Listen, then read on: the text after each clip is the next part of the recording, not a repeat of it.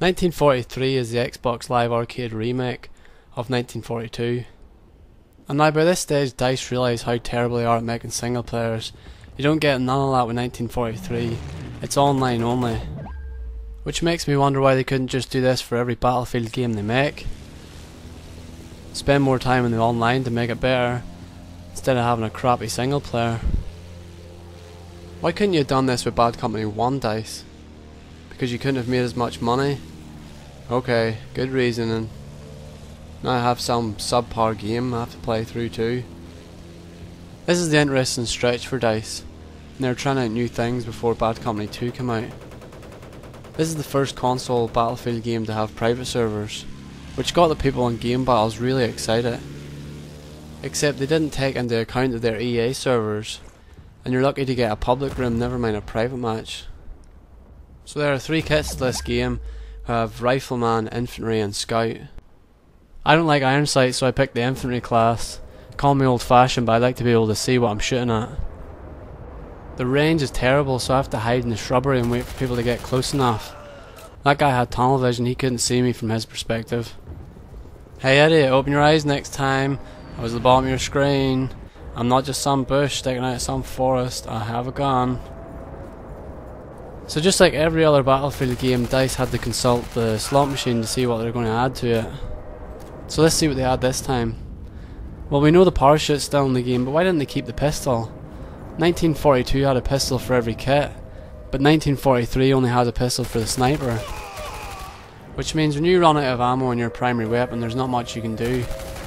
Like right now I might as well just turn around, pull my trousers down, say hey, be gentle with me. Yes, I know I could take out my rocket launcher and possibly kill him, but I shouldn't have to do that. Instead I decided to completely panic and throw a grenade. The levels in 1943 are all great, but that isn't hard because these were all based on 1942 levels. And this was before DICE decided to get their ideas off a slot machine. These levels would have benefited greatly from another game type. I can understand why there's only so many maps in 1943. But if GoldenEye can have a capture the flag mode, then so should this. It couldn't take up too much memory to program in a CTF mode, and there's no better level for this than Iwo Jima. Iwo Jima is based off a real island with the same name. This is where the iconic picture called Raising the Flag took place. You won't find a better map for this game type, so why didn't DICE add it? I think the truth is they didn't want to have any longevity for 1943. They wanted people to play it for a couple of weeks, then get bored of it, and then buy Bad Company 2. It just kinda makes me sad they couldn't just have took the things that were good in 1942 and added them to 1943. Look here, right at this building here. It's already destroyed. Maybe if DICE spent a little less time on the destructible graphics, Bad Company 1 wouldn't have been such a mess. Just program the buildings already destroyed. Let people use their imagination. Guadalcanal is the only level you don't start off in an aircraft carrier, and the reason for this is the 1942 Guadalcanal you start off with battleships and submarines. 1943 is only a 12v12, so there wouldn't be enough people to defend flags and use these battleships. The old Guadalcanal was huge, just has this big massive map, just kinda spans out, fills the entire screen. These maps were designed to hold up to 64 players, so you can understand why the newer versions are a lot smaller. This map looks like a ghost town compared to the new version. At least when they lack in size, they make up for in quality. Wake Island's probably the only map I prefer in 1942. In 1943 it looks far too cartoony. Kinda like if your nephew got into a box of crayons, ate them all and then threw up all over the map. In Battlefield 1942 you didn't get points for repairing vehicles. I don't think anyone really needs incentive to repair a vehicle. If your vehicle's damaged you're going to repair it regardless. In newer Battlefields you get points for just about anything, and this is where things start to get a bit silly. In Bad Company 1 some genius found out that if you flipped a car onto its back you could get an infinite amount of points from repairing it. So technically you don't have to have any kills to be on top of the leaderboard, you can just repair vehicles all day. This was later patched, but it just shows the lengths people will go to try and get points.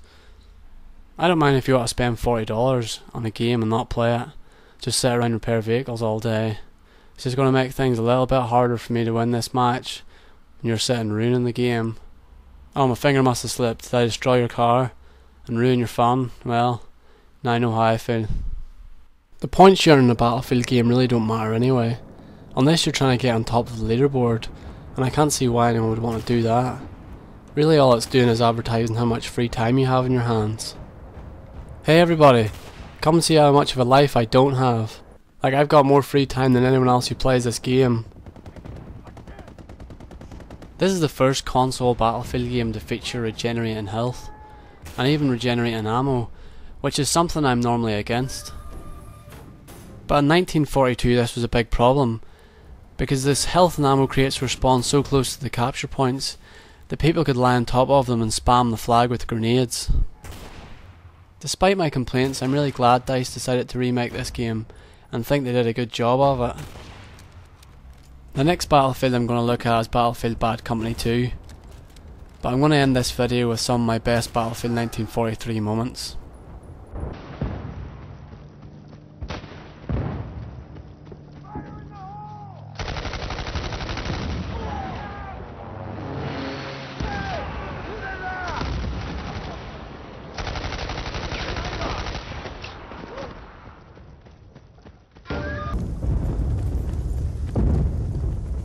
More of them!